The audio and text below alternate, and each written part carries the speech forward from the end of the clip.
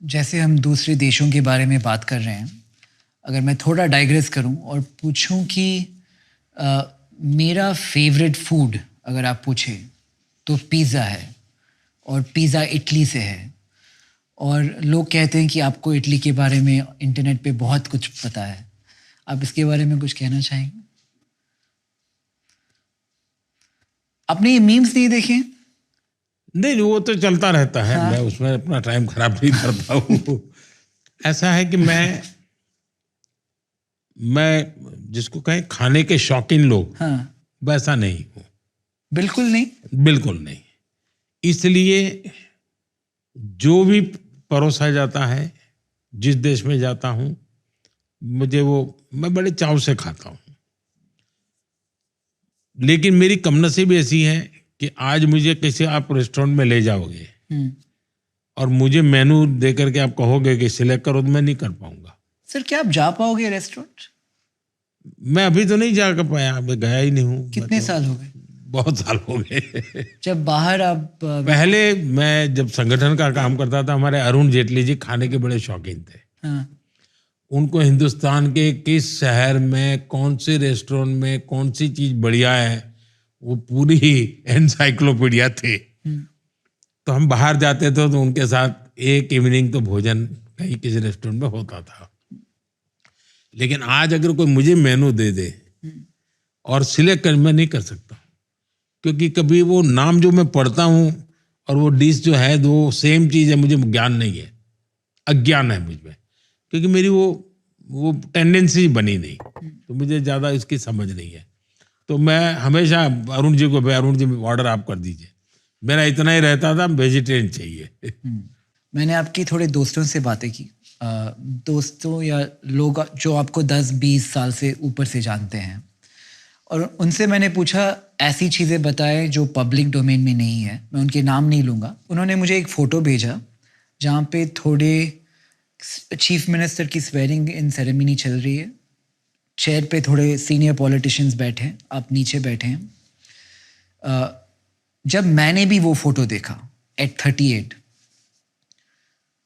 मुझे सिर्फ वो टाइम याद है जब आप प्राइम मिनिस्टर थे या गुजरात के चीफ मिनिस्टर थे। उस टाइम से पहले वाले का कोई इमेजरी मेरे दिमाग में नहीं आता है। तो when I looked at the picture, I was looking at it again and again. अगर आप बता सके कि ये चेंज वहाँ से यहाँ, यहाँ मतलब आपको कोई तू बोल नहीं सकता, शायद एक आपके टीचर जिनके बारे में आपने बातें की, ये कैसे होता है? लाइक आई एम दो चीजें, बोल नहीं सकता तू, ये सब मैं नहीं कह रहा हूँ। कोई बोलता नहीं। मुझे तू सुनने को मिलता नहीं है। वो बोल नहीं सकता है ऐसा अर्थ निकालना ठीक नहीं है, करेक्ट। लेकिन मुझे कभी वो सुनने को मिलता नहीं है, क्योंकि जीवन ऐसा बन गया। दूसरा, पद बदला होगा, परिस्थितियां बदली होगी, व्यवस्थाएं बदली होगी। मोदी वही है जो कभी नीचे बैठता था, और इसलिए मुझे कोई ज्यादा फर्क नहीं पड़ता है। और ये मैं शब्दों में नहीं कह रहा हूं, ये रियलिटी है जी। मुझे कोई फर्क नहीं पड़ता है जी, कोई फर्क नहीं पड़ता। और सर, अगर आपको याद है तो पिछले साल मैंने आपके आगे एक स्पीच दिया था वाइब्रेंट गुजरात में, जब आप भी थे। मैंने इतना बुरा किया कि उसके बाद मैंने एक स्पीच कोच लिया और 1 साल से मैं सीख रहा हूँ, क्लासेस जा रहा हूँ, मेरा एक टीचर है। आप ये इतनी अच्छी तरह से कैसे करते हैं? कुछ टिप्स दे सकते हैं? Like this is something everybody wants to learn. दो तीन अलग अलग चीजें हैं। एक तो मेरे लिए बहुत बार पूछा जाता है कि आप तो गुजराती हैं, हिंदी कैसे बोल लेते हैं। मुझे कई लोग पहले, जब मैं संघ का काम करता था, तो यही मानते थे कि मैं तो उत्तर भारत का हूं लेकिन गुजरात में आकर के रहता हूं। इसका कारण ये था कि हम रेलवे स्टेशन पे चाय बेचते थे। तो मेरा गांव महसाना, महे यानी भैंस, महसाना का मतलब होता है भैंस। तो मेरे गांव से भैंस जब दूध देना शुरू करती है तो उसको मुंबई ले जाते थे, और मुंबई में वो दूध का व्यापार करते थे, दूध देना बंद करती थी, फिर वापस गांव आती थी। तो ये कारोबार करने वाले लोग उत्तर प्रदेश के होते थे।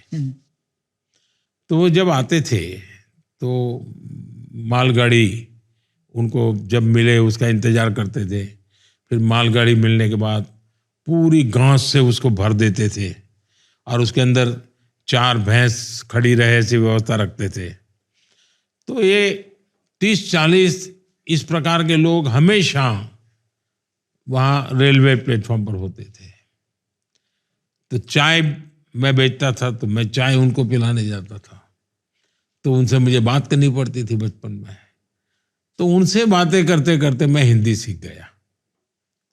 ये जो भैंस का व्यापार करने के लिए आते थे, वो भी मजदूरी होते थे, लेकिन शाम को वो भजन कीर्तन करते रहते थे। अब चाय मंगवाते थे, हम चाय के तो हम भी हिंदी बोलना सीख गए।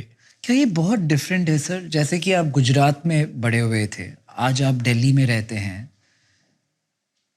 इन दोनों सिटीज में रहना आपके लिए पर्सनली बहुत डिफरेंट है? हम कहाँ सिटी में रहते भाई, ये हम तो घर के खोले में पड़े रहते हैं जी। घर से ऑफिस, ऑफिस से घर, बाहर की दुनिया से तो हम कट ऑफ हो जाते हैं। सरकारी व्यवस्था ऐसी होती है तो वो अंतर करना तो बड़ा मुश्किल होता है। और ये मेरा आखिरी क्वेश्चन है सर, मैंने आपकी कुछ, लेकिन आपका दूसरा एक सवाल था इसका, एक ऑरेटरी का। करेक्ट, जो मैं सीखना चाहता हूँ। मैं समझता हूं कि आप देखिए, मान लीजिए कहीं झगड़ा हो गया है या कुछ हुआ और वहां बिल्कुल अनपढ़ 4 लोग होते हैं, कोई महिला होगी, बुजुर्ग होगी, और आप माइक लेके खड़े हो जाओ, वो फटाफट बताने लगते, ऐसा हुआ, आग ऐसे लगी, ठीक ना हुआ बोला। आप देखते होंगे इतने बढ़िया शब्द होते हैं, बढ़िया एक्सप्रेशन होते हैं, बढ़िया नरेशन होता है। क्यों? सेल्फ एक्सपीरियंस होता है। आप जब अपने भीतर से चीजें निकलती हैं, डिलीवरी की स्टाइल क्या है, डायलॉग डिलीवरी कैसे करते हैं, उसका महत्व नहीं है। आप जो बता रहे हैं उसमें अनुभव की कोई ताकत है कि नहीं है, आप स्वयं बताते समय कन्विंस है कि नहीं है। क्या आपको वो फीलिंग अंदर आती है जब वो आप किसी सैड की थिंग के बारे में बातें कर रहे हैं, तो do you feel sad at that? Yes, आपने देखा होगा, बहुत लोग बुरा मान जाते हैं, लेकिन ज्यादातर मैं गरीब की बात करता हूं तो मुझे अपने आप को रोकना पड़ता है, मैं इमोशनल हो जाता हूं। अखबार में तो मेरी बड़ी आलोचना हो जाती है, लेकिन मैं अपने आप को रोक नहीं पाता हूं। समाज जीवन की ऐसी स्थितियों को जब देखता हूं, उनको याद करता हूं, तो मेरे मन में स्वाभाविक वो भाव जगता है। और सर, अगर आप जो भी आपने लाइफ में सीखा है, इतना एक्सपीरियंस है आपका, अगर आप इसी नॉलेज के साथ अपने 20-year-old वर्जन को कुछ बोल सके, एक चीज, तो आप क्या बोलेंगे? जो नौजवान है, मैं उनको उपदेश देने के लिए अपने आप को योग्य नहीं मानता, और न ही आदेश देने का मुझे कोई हक है। पर मैं इतना कहूंगा कि मेरे देश के नौजवानों के प्रति बहुत भरोसा है।